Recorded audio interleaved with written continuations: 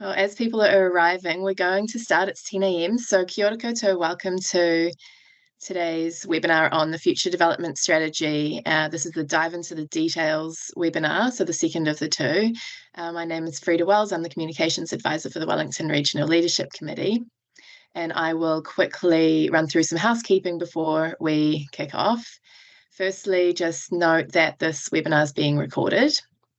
And also a note for the Q&A at the end or the second half of the webinar.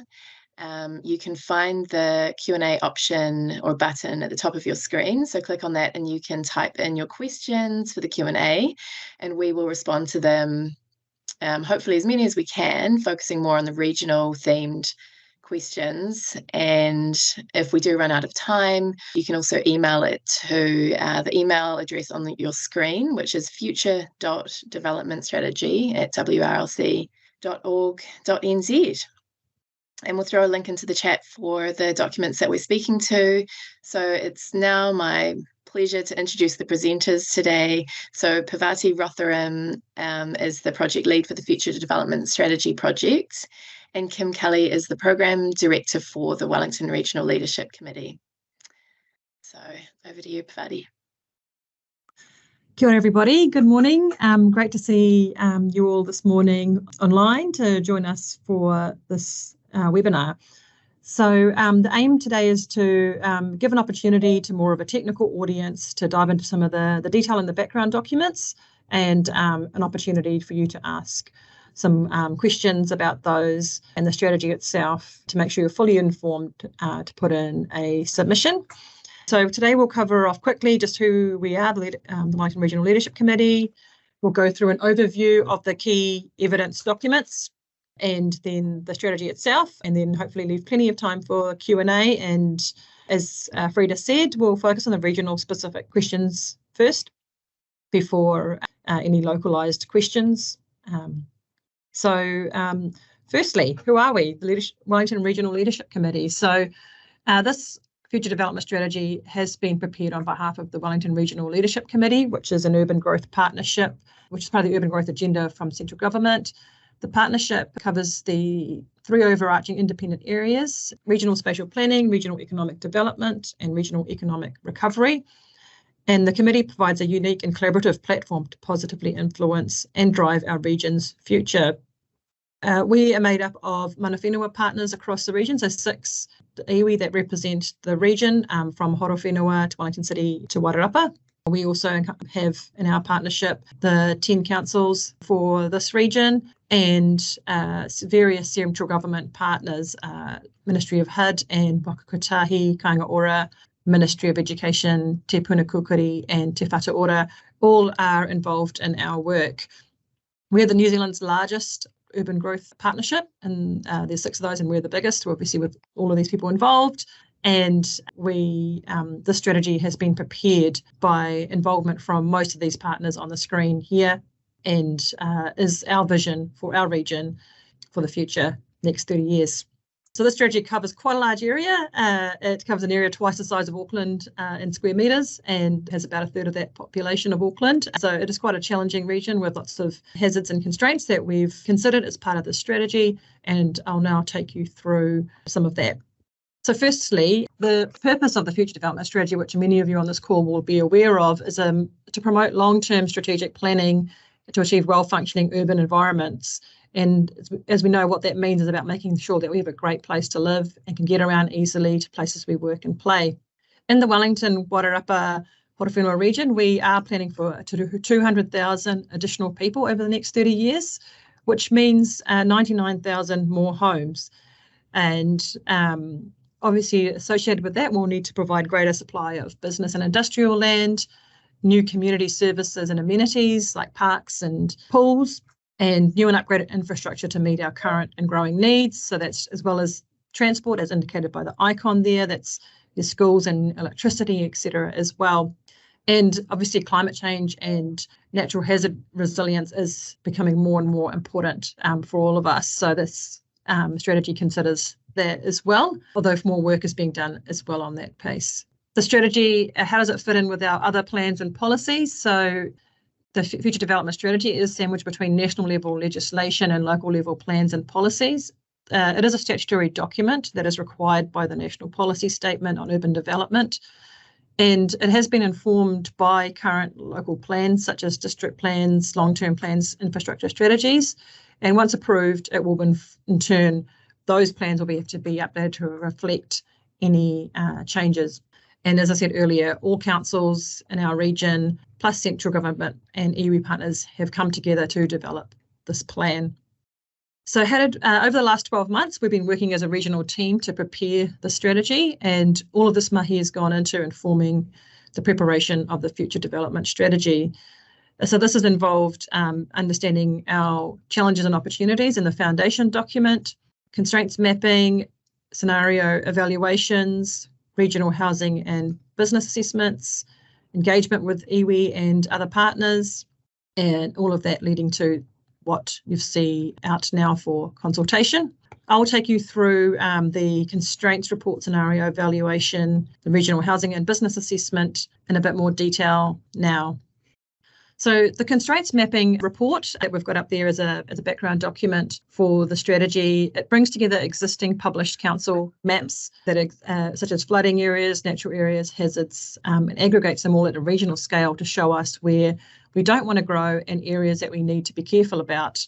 Now, it is a point-in-time document that will be refined over time as new information comes to light, but the maps you see in that document have been used to inform the places we've chosen to focus our growth on. Well, a couple of things to note there. We've taken a conservative approach to highly productive land, as this detailed mapping that is required by that national policy statement has not been done yet. So there's an assumption that any land use categories 1 to 3 are highly productive land, and we have avoided growth in those areas. We're obviously missing a few key things like climate change hazards. There is a specific piece of work being undertaken that will look at that, and in the next iteration of this strategy will include more on that. There is also detailed iwi spatial planning that is a bit of a gap, and we will look to work on that for the next iteration. And late in the piece, obviously, we've now got the National Policy Statement on Indigenous biodiversity, and those significant biodiversity areas are yet to be recognised officially. So we've just relied upon existing natural area mapping that exists. One of the things you'll see in those maps is obviously there's a lot of constraints across our region, but this is an opportunity for us, we see, as an advantage to maintain a compact urban form, which helps achieve a lot of the other objectives we're trying to get for our region.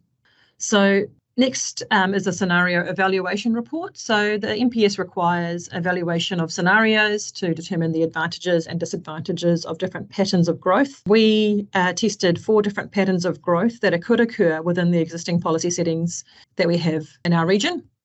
So we tested 4 scenarios, the base being what our population growth could look like under the Sense Partners population projections and sort of a status quo type situation.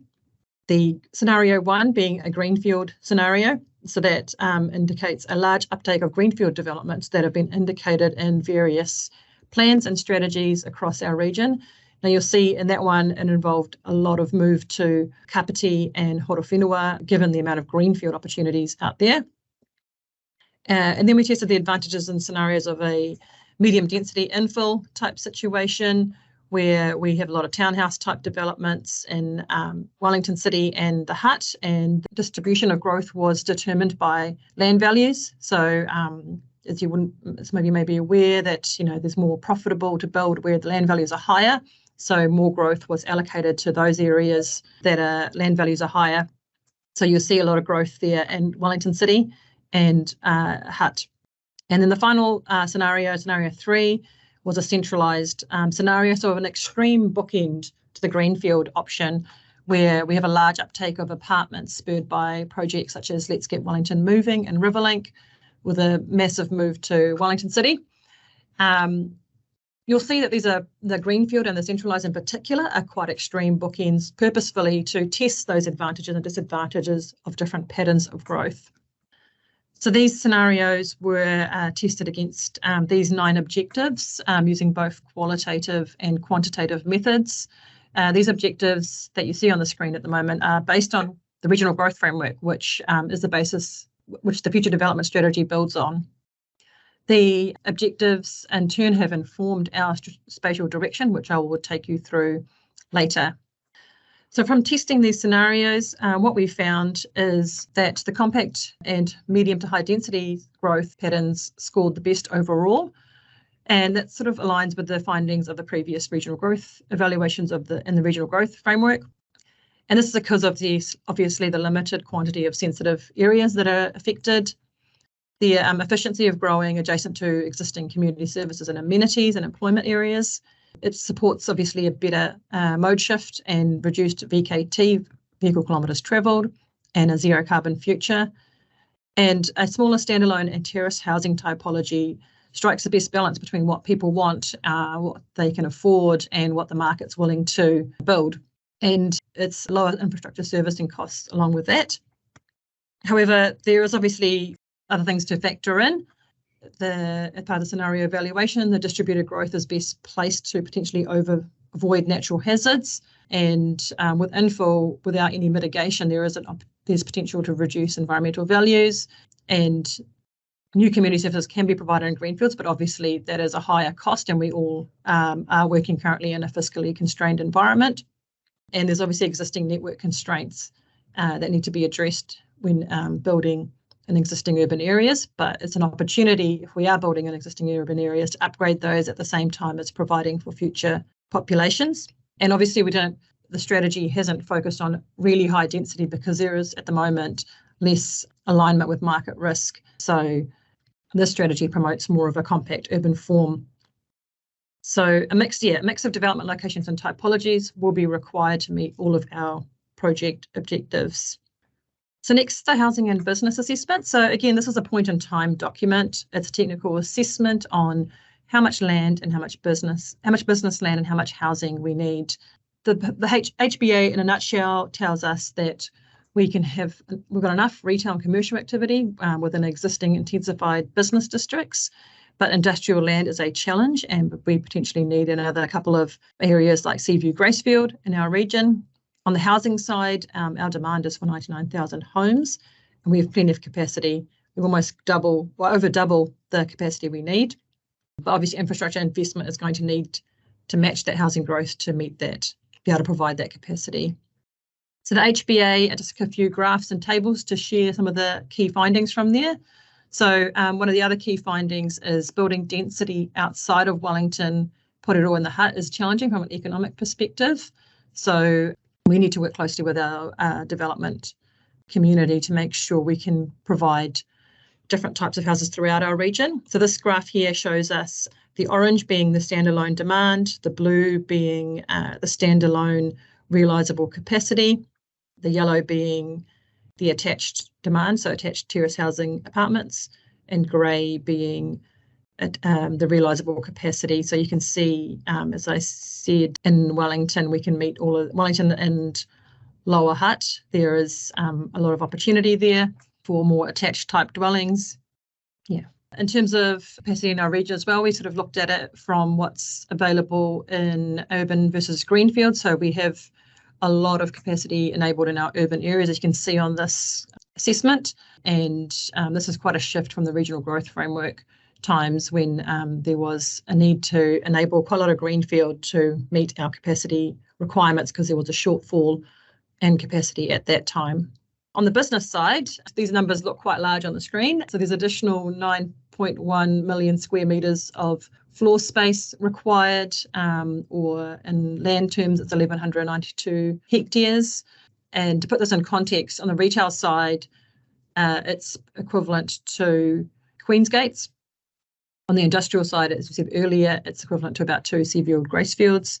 We believe we can accommodate the activities that can be intensified within our existing urban areas, but industrial land is a challenge, and a separate project is underway at the moment. So to look at our industrial land demand and capacity, also taking into a wider regional context. So we know up in Palmerston North, there is a big inland port and other activities happening there, which actually means that Wellington's demand may be reduced. But so this project will look into all of those external factors as well as what internal factors in our region in a bit more detail and inform future strategies.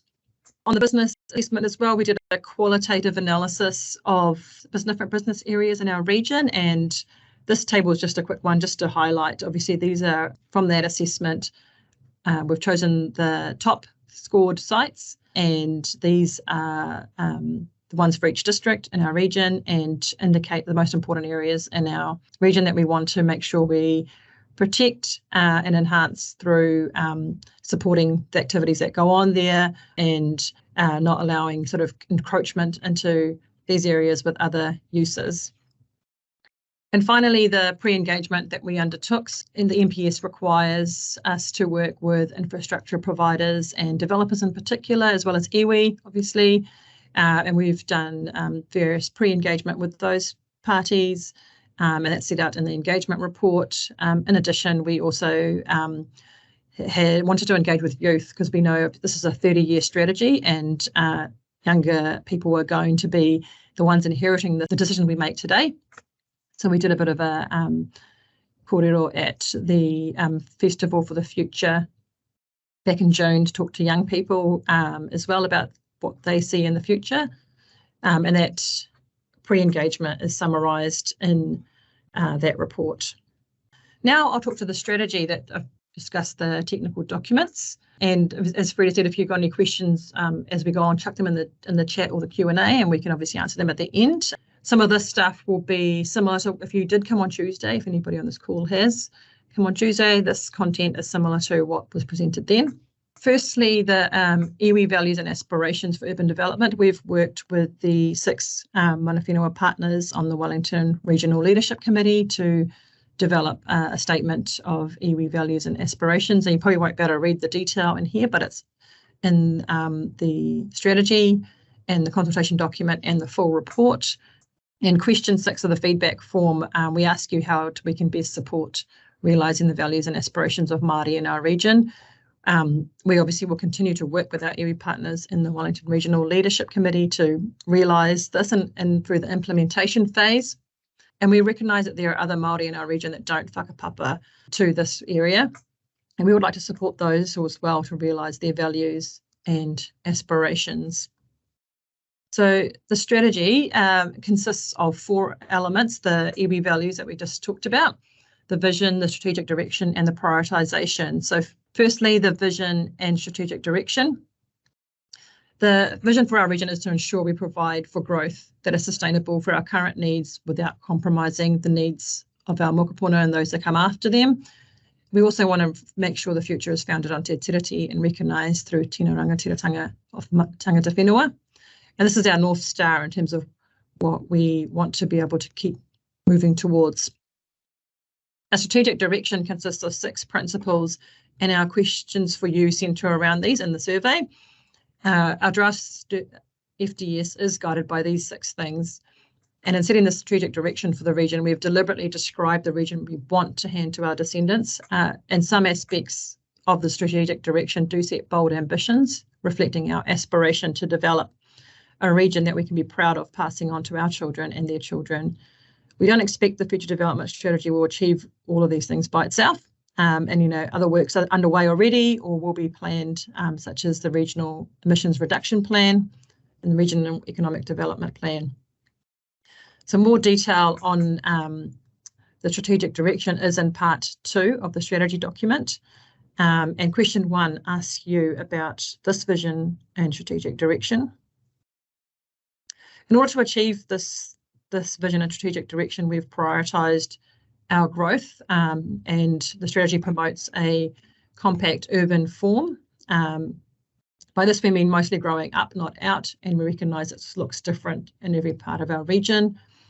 I'll show you some maps and images in a minute, but I'll take you through the priorities. So firstly, we want to prioritise development that is important to iwi, and on the map we've recognised there's a number of developments there that are working with iwi. The second priority for development is making sure it's within our existing urban areas that it's good access to employment, education by public transport and active modes. And the third one is in priority development areas, which I'll explain in a minute. And the fourth is within existing rural towns with current and proposed good transport and active mode connections. And finally, greenfields, only if they're well disconnected to existing urban areas within our towns and cities. And at this stage, we're not supporting development that does not meet these priorities. The developments included in the FDS will guide our region's investment in infrastructure and guide where and if new Crown funding is received for major infrastructure projects. And by building in existing urban areas, we can improve infrastructure for our current population and provide for those future generations, aligning with our vision. So priority development areas, what are they? There are these 7 areas in our region that we have prioritised, which require these have been chosen because they have a level of complexity that requires a partnership approach involving Crown, iwi, local government, private sector, and they come in and they've met all of our objectives that we talked to earlier. And there's a concerted effort to try and bring these developments particularly to life. So in the metro areas, this is a map showing you where we want to prioritise growth there. And the metro areas are Kapiti District Council, Wellington City, Porirua and the Hutt Valley. You probably won't be able to see the key clearly, but you can find this map on page 36 of the strategy or 14 of the consultation document. And what we are illustrating here is our direction to maintain a compact urban form by intensifying existing urban areas along our train lines, the orange that you can see, with limited greenfield opportunities, then accordance with priority 5 that are adjacent to existing urban areas. And we've got the large Porirua Northern Growth Area. It's mentioned as a priority development area where we've got Crown, iwi and local government working together. The purple areas you see on there are then business areas, and the most significant one for our region and on this metro area is Judgeford Flat, which is an opportunity within the Porirua City Council area to provide some much needed industrial type land. And the next ones are a couple of images of what we think the future could hold for our region. So this is an image from the Let's Get Wellington Moving collateral that shows the kind of city we want to have in the future, and with well-connected urban environments, a green, natural, nature-based city, increased density, places where people want to come out into the street, places for all types of people. Now we recognise this is not what's going to happen across the whole region. This is what we kind of envisage more in Wellington City and Lower Hutt and other more urbanised areas. Across the city, we would expect to see more 3-storey type apartment buildings like this rendering, and we set out some of the principles in the appendix on placemaking in the FDS. So in our more rural towns, so that's the Wairarapa and Horowhenua, we expect things to look different and intensification to look different in those areas. But again, to be able to create well-functioning urban environments and help these towns thrive, we are focusing our development within existing urban footprints with some greenfield opportunities on the periphery where they are well connected. So you'll see on the Wairarapa map, which is on the left-hand side, we are focusing a lot of effort on Featherston through the priority development area process. It's the gateway into the Wairarapa, and we want to help that town. And in Carterton, you'll see intensification proposed in the existing urban area with a greenfield adjacent to the train, and in Masterton similarly. In Wairarapa, we've also got an opportunity for expansion of industrial space at the Wainawa Industrial Estate to the south of Masterton. Levin and Otaki. So I know Otaki is obviously part of Kapiti Coast District Council, but is treated differently because they see themselves not as urban as the rest of Kapiti. So we've included them in this map. But again, we want to, there's partnerships with iwi happening in Otaki to revitalise Otaki, and in Levin, we're looking at intensification within its existing urban boundaries and expansion of industrial areas there as well. So in our rural towns, we expect a smaller scale intensification, such as this image, So we don't need to be, so that's kind of what we expect there. And in the FDS, we also talk about phasing. So we expect that in the first 10 years of this strategy, if implemented, or it turns out as we expect, would expect to see 21% of housing development in greenfield and 79% of housing development in brownfield areas. And the following 20 years, we would expect to see that greenfield reduce significantly to 16% and an increase in intensification. And that will help us achieve our vision of being able to reduce our emissions, to be able to build on that compact urban form. And one of the reasons actually for why it's so high at the start, obviously we've got a lot of development already underway that we recognise, and we are not proposing to stop.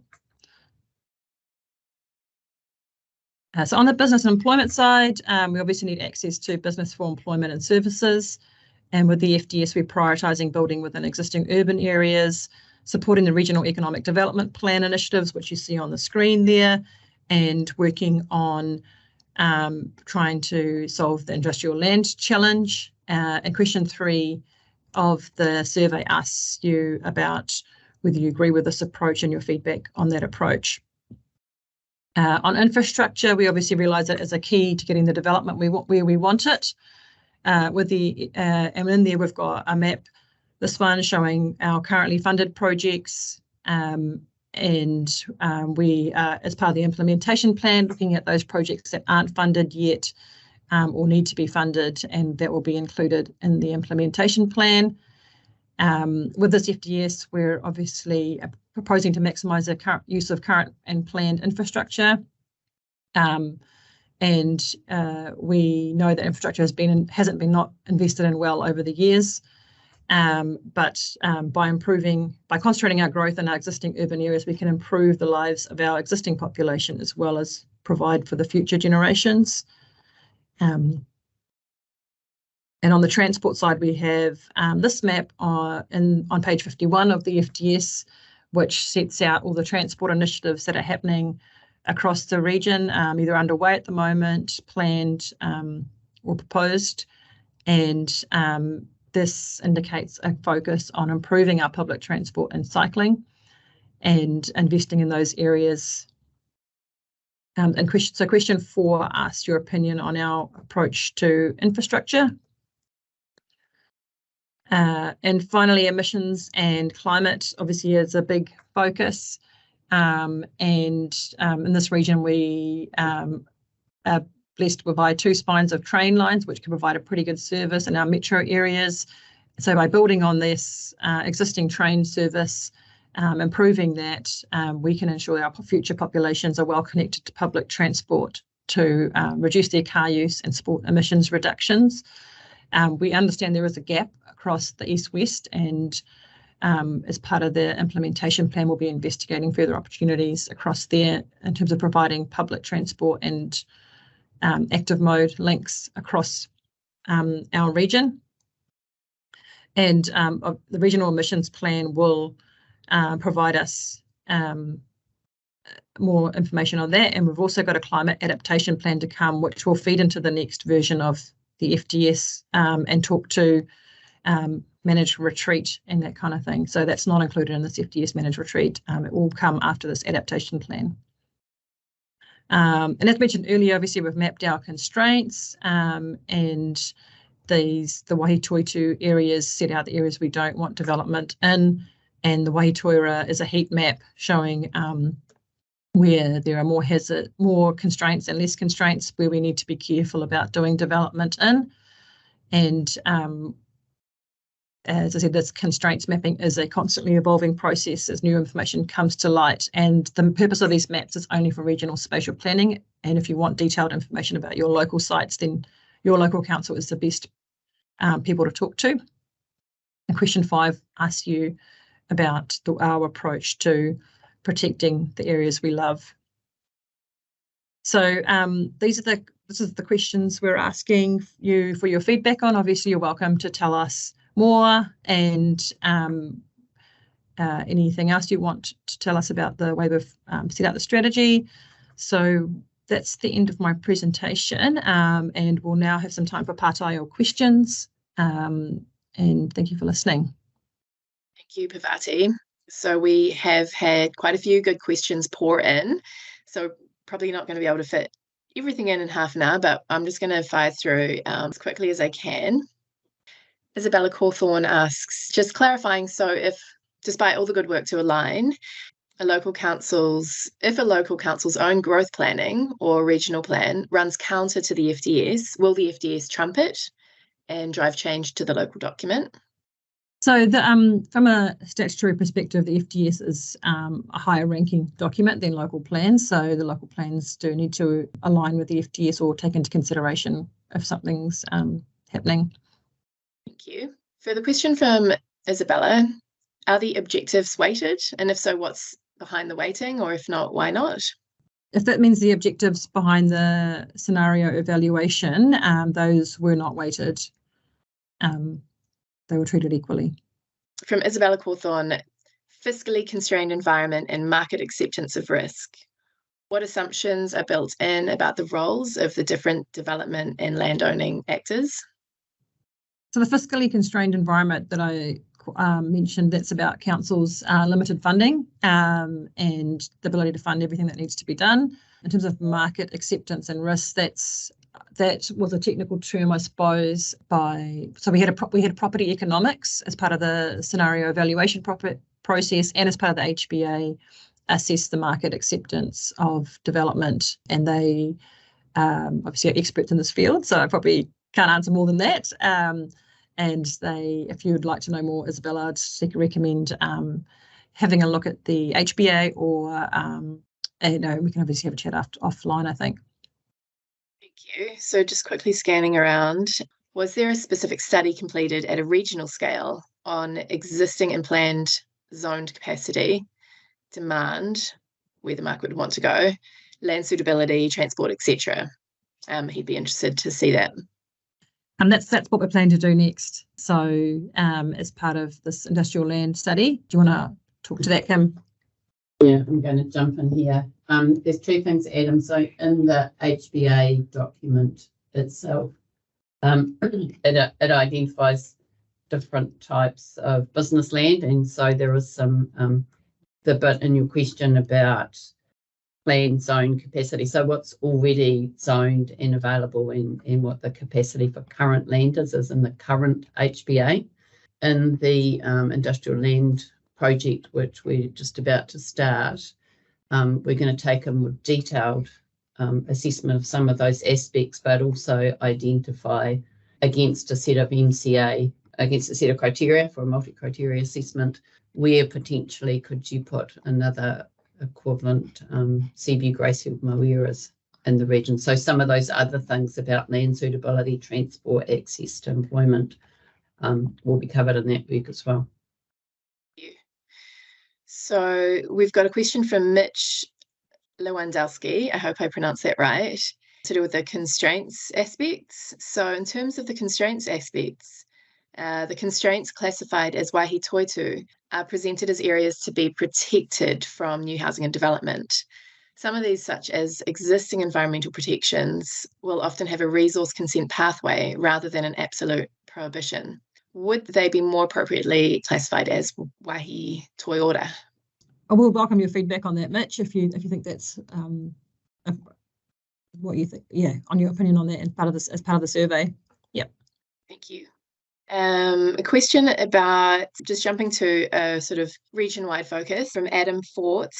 Did you take any notice of the emerging guidance for the contents and the scope of the regional spatial strategy under the new SPA, or stick purely to an FDS under the NPSUD? Reason he asks is that this is probably the closest example we have in New Zealand to an RSS for a large region done by multi-council and mana whenua and central government partnership. Thanks, Adam, for that question. We did have a quick look at what the RSS covers and tried to align as best as we can. So it's good to get that feedback that you think it's kind of aligned. So that's good. And then we've only actually got 2 more. So if you do have a question, feel free to jump into that Q&A or throw them in the chat. So Isabella Cawthorne just asks regarding priority 5, she says, could we define well connected? What does it mean specifically? For example, looking at the NGA, the Northern Growth Area, it's a huge greenfield area, which could potentially easily be built with no connection other than car for most residents, meaning 95% of journeys by private car. How much would the FDS drive better transport networks that actually change residents' main mode? Or is that left up to the TAs or whoever's in charge of the SDP? I might answer that in the context of both the FDS but also the priority development areas. So as Parvati outlined before, the priority development areas are ones where there's a huge complexity, and by central government, local government, even working together, we can get better results. So first of all, the FDS will guide that in terms of priority 5, as Parvati outlined, but also by working together on the Northern Growth Area as a priority development area, we can drive that so that exactly what you've outlined doesn't happen. We can and the key thing, I think, from the region's point of view, besides the housing for that specific area, is how you get people onto public transport from day one. So we'll guide it. Thank you. I'm just trying to read the full name in here from Hannah Van Helsing. Asks, how will this development plan ensure infrastructure requirements and upgrades can keep in touch with the rate of residential and other development? Did the capacity study ensure that infrastructure can accommodate the growth? So as part of the implementation plan, we'll be setting out the infrastructure projects that need to be done to be able to facilitate this growth. And the implementation plan is being prepared right now, and obviously in time to inform next year's long-term plans. And I suppose in terms of whether it can keep up with the rate of residential and other development, that'll be just through the monitoring phase of this strategy. We are required to review the implementation plan annually, just check everything's on track. The strategy itself needs to be reviewed every 3 years and then sort of redone every 6 years, which many of you on this call will know will probably be a regional spatial strategy. So as part of that process, we hope to capture those issues. And then the second part, did the capacity study ensure that infrastructure can accommodate the growth? Now, there is an information gap there, which we've outlined in the HBA. So it was a qualitative assessment on the infrastructure that's required rather than a quantitative assessment. Thank you. From Mitch Lewandowski, question, have the realisable housing capacity numbers been tested with the development community? Only if a local council has done it as part of the analysis. And in terms of on the regional scale, we've relied upon the market model by Property Economics, which I understand the model has been tested with the development community. And but these numbers that have been spat out have not specifically been tested on that with the development community. So again, welcome your feedback on that. Adam Fort asks, LUC 1 to 3 are Waihi Toitu, no-go. So are these a no-go for any form of new urban development? At this stage, yes, we've decided the sites that we've chosen to include in the FDS are outside of those areas to try and protect those areas until the work's been done by the regional council to determine if they're actually highly productive land or not. Thank you. So we have another question here from Adam Fort. Does the significant zoned residential capacity assume that all the intensification plan changes under NPSUD become operative, assuming they're not all finalised yet in the respective district plans? Do the FDS maps reflect the notified versions of where the high density residential will go? So the HBA takes into consideration the intensification plan changes, so that's assumed in the capacity. And I think we've got Kapiti and Hutt are approved to date, top of my head, I think, and the others are not that far away. And do the FDS maps reflect the notified versions of where high density will go? So the areas that we've encouraged intensification in the FDS are areas where high density is encouraged to go, if that's the what you're asking, Adam. Yeah. So I've got another question from Joe Tweedale. Has the capability and depth of the private sector been considered in assessment, i.e. housing needs unlikely to be met if capacity to deliver is not there? New Zealand doesn't have a good track record of keeping up with the demand. So a question around the private sector capacity. Yeah, that's an interesting question, because in terms of the implementation plan, there are two key things. One is the infrastructure required for the growth, and the second is how we actually get 99,000 homes built in the next 30 years. So the capacity and depth of the private sector, assuming you're meaning building in particular, is one of the things that we'll be considering in the implementation plan. How many more builders and engineers and everything else do we need? But so both from a numbers point of view, but also the ability to build the type of housing. So, the high density stuff that Parvati showed earlier, for instance, and that's actually one of the reasons why there's not so much growth in the current urban areas in the first 10 years, because actually we don't have the capacity to build those types of buildings, for instance, along the Let's Keep Wellington Moving corridor. So yes, we are considering it, but not quite sure what the answer is. Thank you. One last question here from Isabella Cawthorne. She says, she may have missed it, but was there an objective or strategic outcome around long-term affordability of infrastructure so that there's enough taxable activity per linear kilometre of infrastructure to maintain it long-term? Her nice turns of phrase, breaking the Ponzi scheme of growth we've been experiencing for 60 odd years by only urban area that can wash its own face. So I haven't heard that one, but over to you, Parvati or Kim.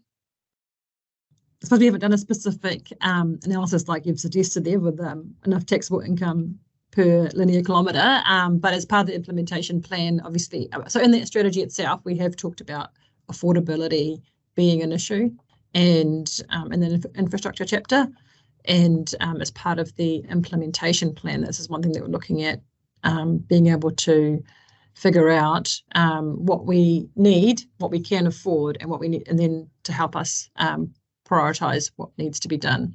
So that's coming through in the implementation plan. Thank you. So at this stage, we have no more questions to catch up on in the Q&A. So next steps, we obviously have consultation open now until the 9th of November. Over November, we'll be preparing the summaries of submissions for the hearing, which will occur in the week of the 11th of December. And in the new year, be updating the strategy and finalising the implementation plan in order to have this all endorsed in March, ideally, and then inform long-term plans for each local council. That's sort of what the next steps are. So we all welcome you to go along and visit the Have Your Say survey, or email us and have your say before the 9th of November. Thank you for listening. Thank you, everyone, for excellent discussion and for contributing your thoughts to shaping this. So looking forward to the results. There's one final question from Mitch. I might as well answer it, saying who's hearing the submissions. So submissions are to be heard by a committee made of representatives from each of the 10 councils across the region and 3 iwi partners representatives. It's quite a large committee, 13 people on the committee, and we have so far booked 3 days of hearings in different locations around our region. Obviously, that can be extended depending on the number of submissions we get. Cool. Excellent. Thank you so much, everyone. Ka kite. Thanks, everyone.